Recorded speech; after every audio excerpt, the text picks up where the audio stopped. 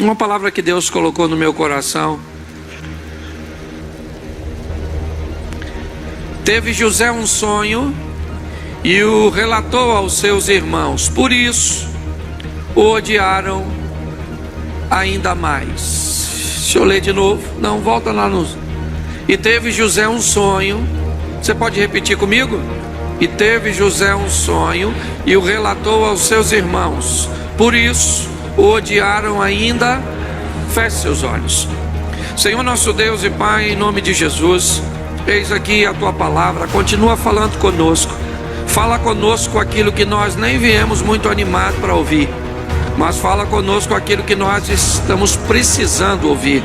Tira-nos do conforto da mesmice e nos coloque no confronto das mudanças, pois a Tua palavra tem poder para mudar a história da nossa vida, em o nome de Jesus. Você pode dizer amém? Glória a Deus. Esse é o momento em que vai começar a se relatar a história de um jovem, 17 anos de idade, era José, um dos grandes homens do Velho Testamento, mas alguém que de uma forma muito centrada, muito equilibrada, cresceu ao longo da história. Ele é alguém que nos ensina que a maneira mais segura até hoje de se subir ainda se chama escada, que nos oferece a oportunidade de irmos um degrau de cada vez. Eu costumo dizer que quem nasce grande é monstro, certo? Nada melhor do que galgar, do que crescer, do que não queimar etapas, do que viver, certo? Os momentos, sejam eles fáceis ou difíceis da vida, que vão nos levar para a próxima fase, para o próximo estágio. José, o presente momento, ele é o irmão mais novo, só Benjamim nasce depois dele. José é o irmão caçula e ele tem nos seus irmãos mais velhos um comportamento extremamente ruim, um comportamento nocivo, e ele cresce nesse ambiente onde seus irmãos mais velhos, que serviriam para ele de parâmetro, que serviria para ele de referencial, os referenciais de José não são bons referenciais, né? E ele poderia perfeitamente copiar, ou seja, reproduzir o comportamento de seus irmãos mais velhos. Mas vamos dar uma olhadinha, porque o texto diz que esses irmãos mais velhos não gostavam dele, tinham alguns problemas. Mas vamos dar uma olhadinha em quem é esse moço, para você entender e onde ele conseguiu chegar. O texto começa dizendo que um homem está fugindo de um problema que teve com sua família. Seu irmão deseja matá-lo, e Jacó então é orientado por Isaac e Rebeca para ir para a terra dos parentes de Rebeca. E quando Jacó está chegando, ele se depara, para mim, uma das mulheres mais lindas da Bíblia, sem dúvida. Seu nome é Raquel, porque ninguém ia trabalhar o tanto que esse cara trabalhou para casar com a mulher feia. Não é verdade? Raquel devia ser uma coisa extraordinária, que o camarada ele vai trabalhar praticamente, né, 14 anos para casar com a dona, certo? E eu imagino a primeira forma de pagamento seria 7 anos. E Raquel, uma menina nova, que vai ter o privilégio, e ela sabe disso, o único que não sabe é Jacó, que ela vai se casar, provavelmente primeiro que sua irmã Leia, ou Lia, num ambiente que isso não era comum. E muito mais, quando Raquel passava na rua, ela lidava com um ambiente emocional tão gostoso de ser uma mulher tão valorizada, que tinha um cara 7 anos trabalhando para casar com ela. Ok? Então eu imagino a valorização, a postura de uma mulher que sabe que tem um cara trabalhando 7 anos de graça só para casar com ela. Eu não é? Isso devia ser algo que encheria o ego de qualquer mulher.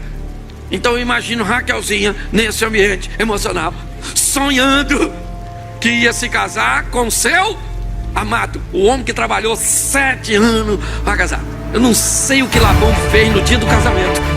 Estava tudo preparado para Jacó se casar. e ele colocou Lia. Eu imagino a frustração das duas. Uma que foi avisada em cima da hora que ia casar, e outra que foi avisada em cima da hora que não ia casar. E o pior de tudo, ninguém falou nada com Jacó. Certo? Esse é um exemplo claríssimo, certo? De que nós temos que entender que duas pessoas se unem muitas vezes, oriundas de ambiente totalmente diferente. Porque quando Jacó vai reclamar com Labão, Labão disse: não, Jacó, deixa eu explicar a você. Aqui na nossa terra não se faz assim. A mais nova não casa primeiro que a mais velha. Pô, irmão, mas tu teve 7 anos para falar isso comigo. No dia do casamento me deu essa dona que tem o olho para arquibancada, o outro para geral. É ou não é verdade? Uma dona bagunçada. Escute só. Mas o que eu quero que você entenda, não é disso que eu vou falar.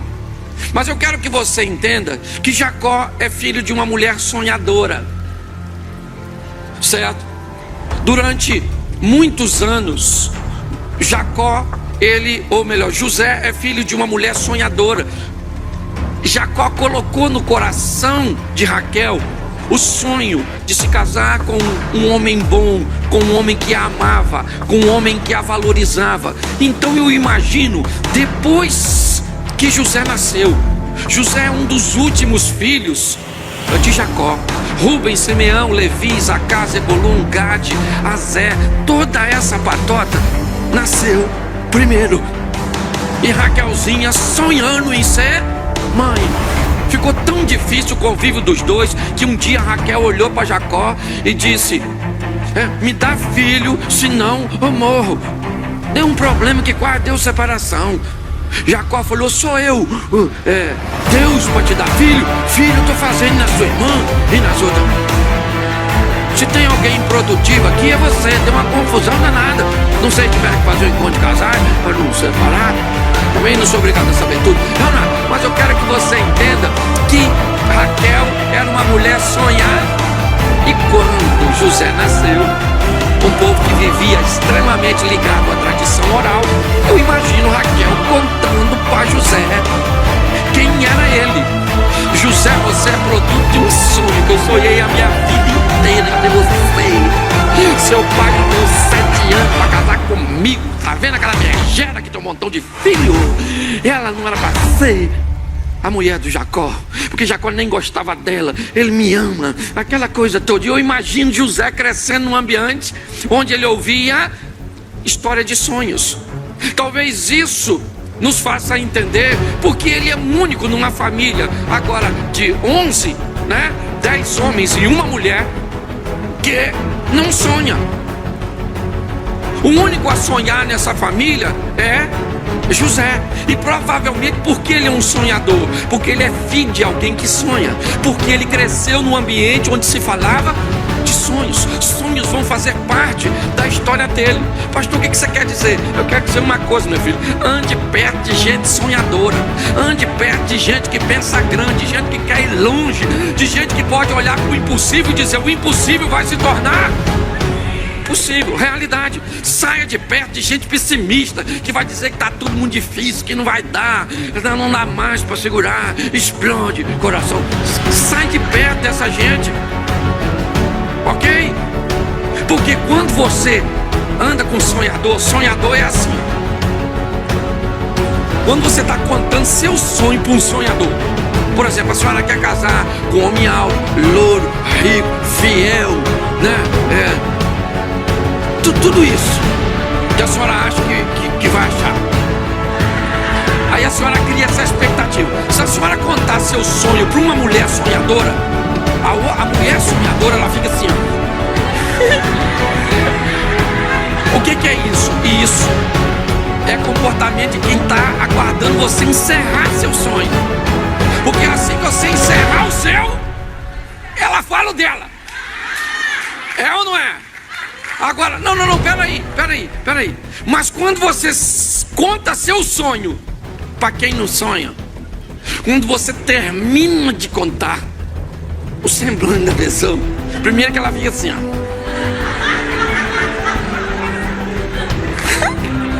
Você vê na cara da pessoa que ela diz que esse homem não existe, que se existir não é pra tu, porque tu não merece, que você vai morrer solteiro. Sim ou não?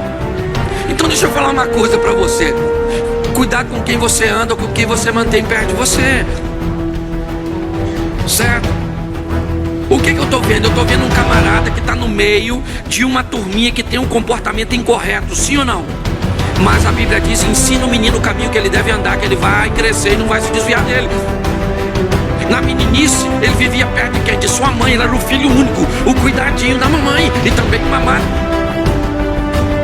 Porque todo aquele que invocar o nome do Senhor será salvo. Como, pois, invocarão aquele que não crê? E como crerão naqueles que não ouviram? Como ouvirão, se não a quem pregue? E como pregarão, se não forem enviados? Como está escrito: